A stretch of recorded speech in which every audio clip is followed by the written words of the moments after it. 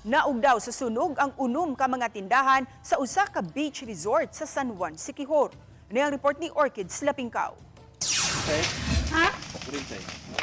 Faulty electrical wiring ang gitumbok nga hinungdan sa pagkaugdaw sa mga tindahan sa usa ka resort sa San Juan, Siquijor. Sa pagiginabi sa RTV Balitang Misdakang SF of Fort Zacarias Gapol Jr., ang OIC Municipal Fire Marshal sa BFP San Juan, Siquijor. Ang danyo sa maong nasunog naa sa mga estimated 17,000 pesos. Dayon unom kini ka establishment nga light materials. Gilamoy sa kalayo ang mga baligya sa unom ka mga tindahan ug walay mga tao sulod sa tindahan dihang nahitabo ang sunog.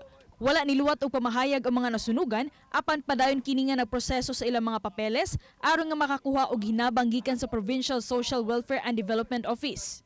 Si Teresa David, tag-iya sa tapat nga tindahan nga nasunog, ni saysay nga dako niyang pasalamat nga nadali ra og palong ang kalayo, hinungdan nga wala nitabok ang kalayo sa iyang tindahan. So I actually did some posts for Facebook and then reaching some friends. Maybe we can help in a small way.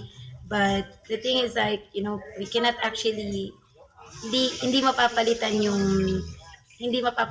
agad-agad yung parang mabibuild. Pero para sa akin it's like a small community. So I think all of us can rebuild it. Giangko ni San Juan Mayor Robilin Maata Ragay nga nakaapekto sa industriya sa turismo sa iyang lungsod ang nahitabo og plano karon sa lungsod nga i-relocate ang mga vendors nga gawa sa salvage zone. Ato yung strictly follow ang 20-meter zone para maka-inspect. Tungod kay ang iyang reason niya is sa electrical wiring man. So kinahanglan gyud next time nga ato gyud siya nataan ang gitawag og Fire Safety Inspection Certificate. Ako si Orchids Lapingkaw, Balitang Bisdak.